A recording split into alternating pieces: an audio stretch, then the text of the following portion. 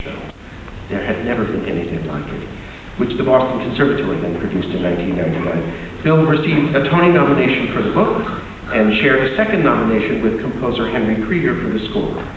Bill also co-wrote the book and lyrics for Off-Broadway's long-running Pageant and has seen it performed in London and Chicago and Los Angeles, and one more very brave and radical work, Elegies for Angels, Punks, and Raging Queens, also performed to wide acclaim in London and New York, and again here at the Boston Conservatory.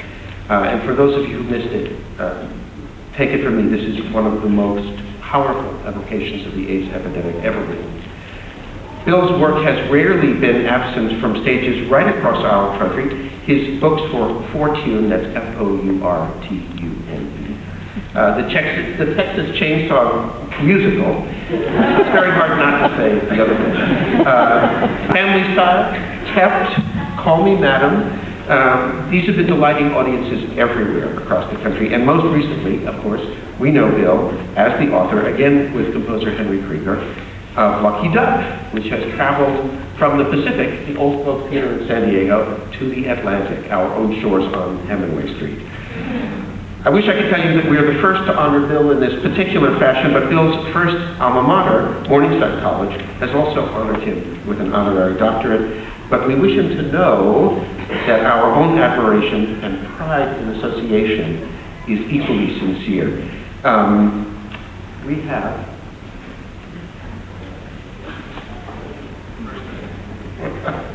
this will take a moment. How should we do this? This way.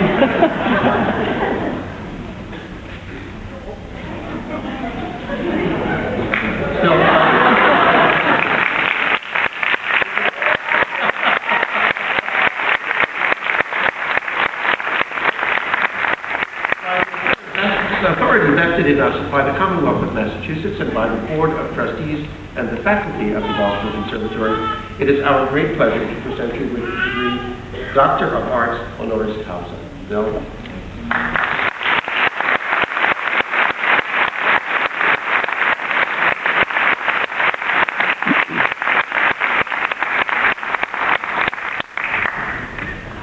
Thank you so much. I am so delighted to receive this honor because I love this place. I've had nothing but great experiences here and have the greatest respect for the faculty, the administration, and especially the students. 3 of my shows have been performed here, and I directed 2 of those productions. And with all of them, I have been so impressed with the professionalism of everyone involved. And I'd like to thank Neil Donahoe, who I think played no small part in me receiving this honor. Though my participation here has been mainly with the theater division, I know the music and dance divisions are also filled with outstanding faculty and students who are very talented to begin with and exceptionally well trained. So congratulations, graduates. I have some idea of the rigors you've undergone to be here today, and I'm certain your training will serve you well out there in the challenging world of the professional arts. You are definitely talented, or you wouldn't have been accepted here in the first place, and you've been highly trained by an excellent institution. Occasions like this seem to call for the speaker to either tell you the meaning of life or to give you some clues about how to become successful. The short time I'm allotted doesn't allow me to tell you the meaning of life. And I can't really tell you how to go about achieving success. But I hope to share something that I think you'll need out there in the world, especially a world as competitive as the one you're about to enter. Ever come across a quote that absolutely crystallized something you've been thinking about for a while? Well, here's one of my favorites, and it's from a somewhat unlikely source, our 30th president, Calvin Coolidge. He served during the Roaring '20s, and prior to being chief executive, he was also a governor of Massachusetts. Here's what he said, which I hope you might find helpful. Nothing in the world can take the place of persistence. Talent will not. Nothing is more common than unsuccessful men with talent. I will take the liberty of updating that for President Coolidge by adding women too. Genius will not. Unrewarded genius is almost a proverb. Education will not. The world is full of educated derelicts.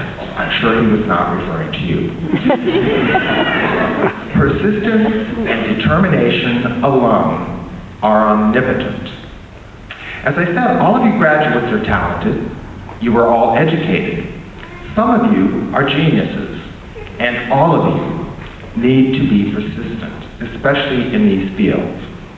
I don't remember where I came across that quote, but it positively electrified me when I did, because it was so true to my experience. I am certain I would not be here today speaking to you as a theater professional without persistence. I've kept at it, I'm keeping at it, and I've had to use every skill at my disposal. For instance, I'm a very fast typist. That's because when I was growing up in Spearfish, South Dakota, I kid you not, we were required to take typing in junior high. Then 1 year in high school, I had this odd hole in my schedule, and the only logical way with which to fill it was advanced typing. I may have been the only guy in that room full of aspiring stenographers and secretaries, but the outcome was that I typed very quickly, 108 words per minute the last time I tested it. And for years, I supported myself in New York City with that skill. It led me to become a really famous word processor, and the rest is history. Seriously, those skills led me to serial temping in some of the largest law firms in New York City. They operate 24/7 because they have deals going on all over the world, and once you learn the particular forms and practices of a particular law firm, it's in their interest to keep using you. Because I was a temp, I would say, I'm going to London for a couple of months to direct a show, and they'd say, great, call us when you get back. I haven't had to temp now for a decade, but I've definitely had to be persistent, because any profession in the arts is not only highly competitive, but it's also rife with rejection of all kinds, and it's difficult not to take that personally, but you have to. And you have to keep trying. Disappointment comes with this territory. I often say it should be my middle name. To be clear, I'm not standing here today saying, if you dream it, you can make it happen. Because if all it took was persistence, if, for instance, you could be a movie star just by really wanting to, we'd have a lot more of them. But I'm pretty certain that your dreams won't be realized if you aren't persistent. Some of you will become stars in your chosen areas. And you know what? If you don't, that's okay too. Life takes some pretty odd twists and turns, and sometimes we end up completely satisfied going a direction we never imagined. Freud's definition of success was meaningful work and meaningful love. He didn't say it meant stardom or having all the money in the world. Of course, he wasn't an American. He said, meaningful. Directing Lucky Duck here last month didn't make me rich. It probably didn't advance my career by leaps and bounds, but I practically floated to rehearsal every night because I loved working with that cast and creative team. So it was incredibly meaningful to me, and that experience reminded me of Freud's definition of success. He also said, meaningful love, and there's nothing I could wish you more.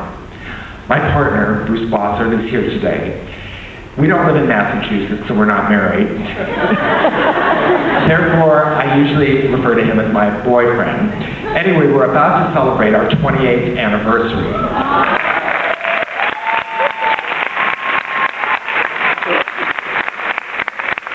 I will accept applause for that because I contend it's the equivalent of at least 163 straight years.